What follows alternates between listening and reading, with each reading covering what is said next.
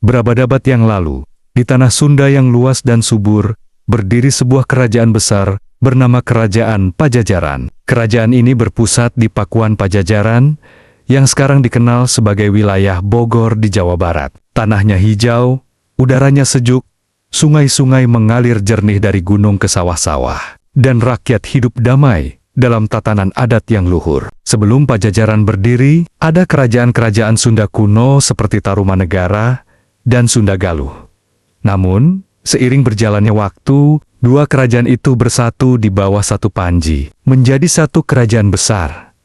Kerajaan Pajajaran, simbol persatuan seluruh tanah Pasundan. Di antara semua raja yang pernah memimpin Pajajaran, yang paling terkenal dan disegani adalah Sri Baduga Maharaja, atau yang lebih dikenal rakyatnya sebagai Prabu Siliwangi. Ia naik tahta sekitar abad ke-15 Masehi, menggantikan ayahandanya, dan memerintah dengan penuh kebijaksanaan. Prabu Siliwangi dikenal sebagai raja yang tidak hanya gagah di medan perang, tetapi juga bijak dalam menjaga keseimbangan antara alam, manusia, dan spiritualitas. Dalam masa pemerintahannya, Pajajaran mencapai masa keemasan. Ia memerintah dari istana megah bernama Pakuan Pajajaran, termasuk taman luas, kolam teratai, dan istana yang dipenuhi ukiran kayu berlapis emas. Rakyat Pajajaran hidup dalam kemakmuran, sawah-sawah terbentang hijau, hutan lebat yang menyediakan kayu dan obat-obatan, serta laut di pantai utara memberi hasil ikan yang melimpah. Pajajaran juga terkenal karena perdagangan yang maju. Kapal-kapal dari Tiongkok, India dan Arab singgah di pelabuhan-pelabuhan seperti Banten dan Cirebon, membawa sutra, rempah-rempah, dan perhiasan. Prabu Siliwangi menetapkan hukum yang adil dan tegas. Ia melarang rakyat menebang hutan sembarangan, menghormati leluhur, dan menjaga hewan langka. Ia juga membangun Taman Sri Baduga, sebuah taman kerajaan yang indah, dengan kolam besar tempat burang-burang bermain, dan rakyat bisa beristirahat dengan damai. Di dalam taman itu, berdiri patung harimau putih, simbol kekuatan dan kebijaksanaan sang Prabu. Harimau menjadi lambang dirinya, karena dalam legenda, Prabu Siliwangi sering disebut sebagai manusia yang memiliki jiwa harimau, pelindung tanah Sunda. Rakyat Pajajaran sangat menghormati rajanya. Mereka percaya bahwa Siliwangi bukan sekedar pemimpin dunia, tetapi juga menjaga keseimbangan antara manusia dan alam. Dalam kehidupan sehari-hari, mereka hidup dengan prinsip silih asah, silih asih, silih asuh, yang artinya saling mengajar, saling mengasihi, dan saling melindungi. Di desa-desa, para petani bekerja di sawah sambil melantunkan kidung Sunda, sementara para perempuan memberi kain dan menumbuk padi. Di istana, para pujangga menulis naskah Sunda kuno, menggubah tembang tentang kepahlawanan dan cinta tanah air. Namun, kejayaan masa itu tidak bertahan selamanya. Prabu Siliwangi memiliki seorang putra bernama Prabu Kian Santang, yang dikenal gagah dan berani. Dalam pengembaraannya, Kian Santang bertemu dengan para ulama dari tanah Arab, dan akhirnya memeluk agama baru, Islam.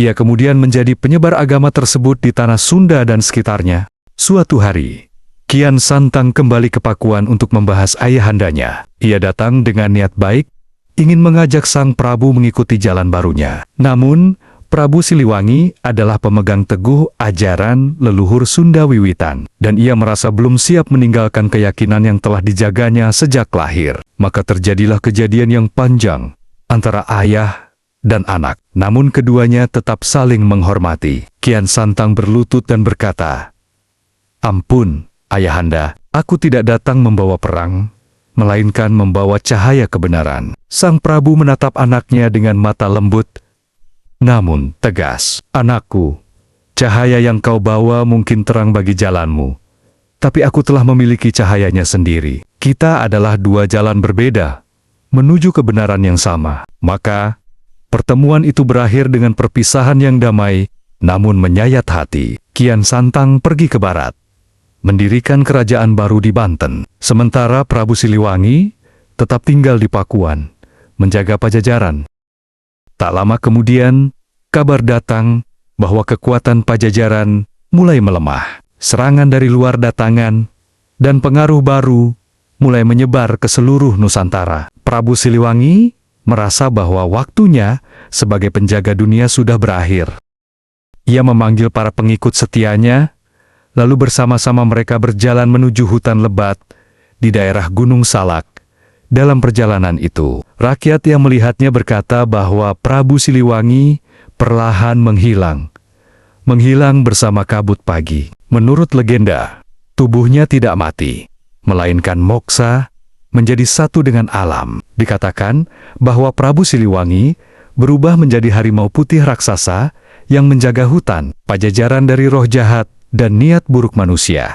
Meski kerajaan Pajajaran akhirnya runtuh, warisannya tetap hidup hingga kini. Nilai-nilai luhur yang diajarkan Prabu Siliwangi masih dijunjung tinggi oleh masyarakat Sunda. Ngajaga leweng, menjaga hutan. Ngahormat kak sepuh, menghormati orang tua dan leluhur. Hirup rukun, hidup rukun, dan damai. Nama Prabu Siliwangi kini abadi dalam legenda, kesenian, dan bahkan dalam nama-nama tempat di Jawa Barat.